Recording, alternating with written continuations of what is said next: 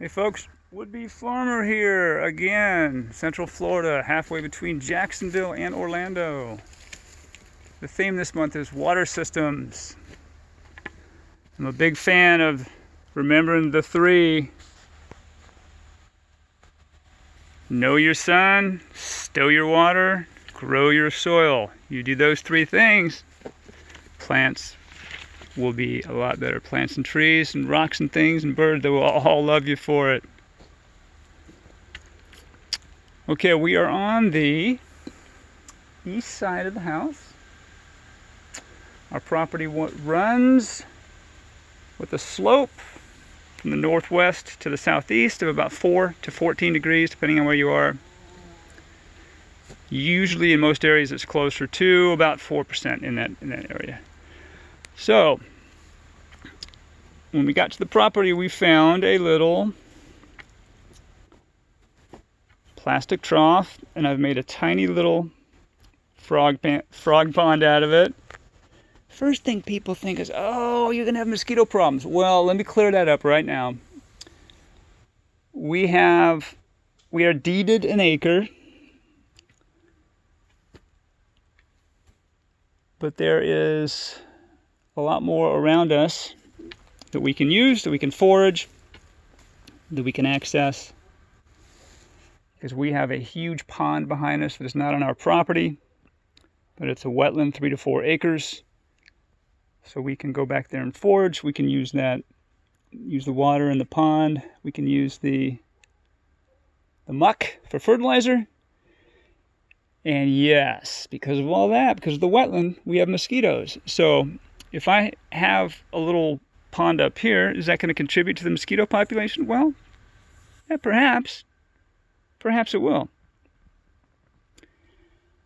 There are a lot of other things that we have here that eat mosquito larvae, and they eat the mosquitoes as they're darting around. We have witnessed incredible bat shows at night here. At dusk, we have witnessed some incredible acrobatics from bats. So they handle that. We have lots of frogs and toads and lizards in the area. We are teeming with life here. We are lucky because we are on the outskirts of the Lake George,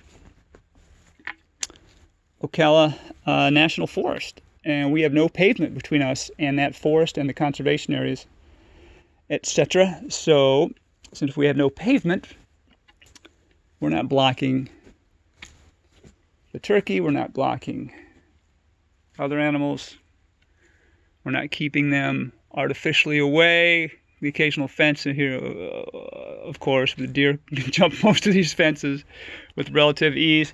Back to the subject of water. We found in the woods, again, I hate to harp on it, but it is true, there are lots of things discarded in the woods that can be reused. And so we noticed we were getting water in this area here off of our little carport.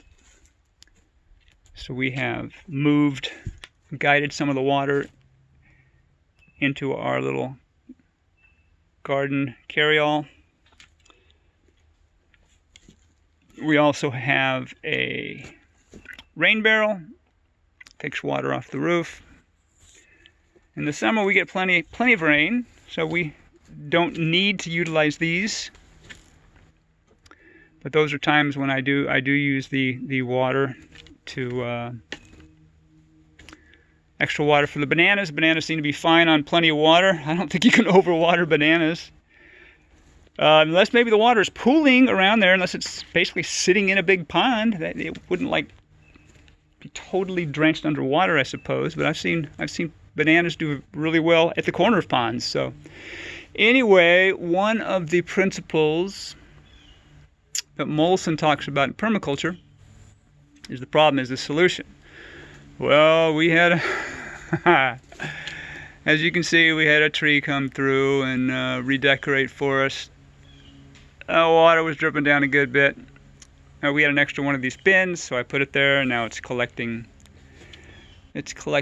rainwater that I can use now that we're in the dry season. I'm able to collect more rainwater off this roof. So, yeah, we prefer that the trees didn't fall and everything, but hey, we live in a forest. This is what we got to expect. We have a lot of trees here. There are many benefits. Many benefits. There are so many conveniences. All right, back on the water. What you see here in the front, that is a manual water pump. We were lucky enough to realize when we got here that we had an agricultural well that wasn't being used any longer. They used to grow ferns on this property back in the day. So we installed a manual pump. In front of it, or behind it, sorry, that blue old compression tank for our electric well system, feeds our plumbing.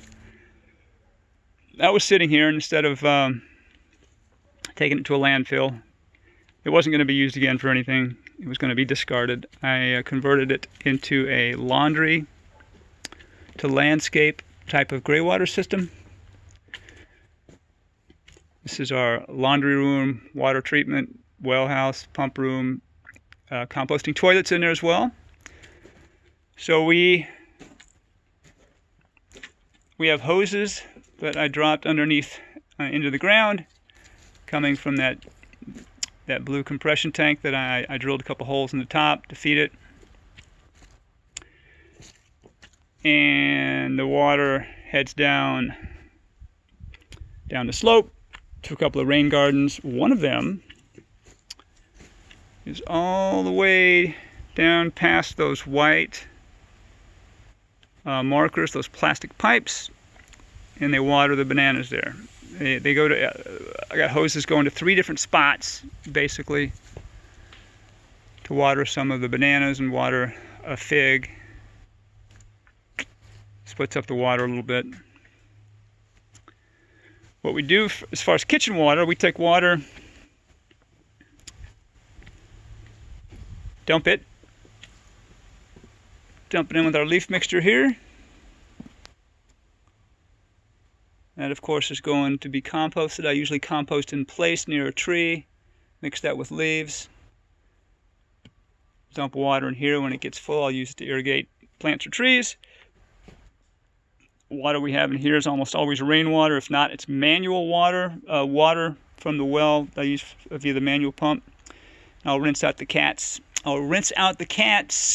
Cans before we recycle the cans, and of course I will use that as nutrition, feed the soil and feed plants.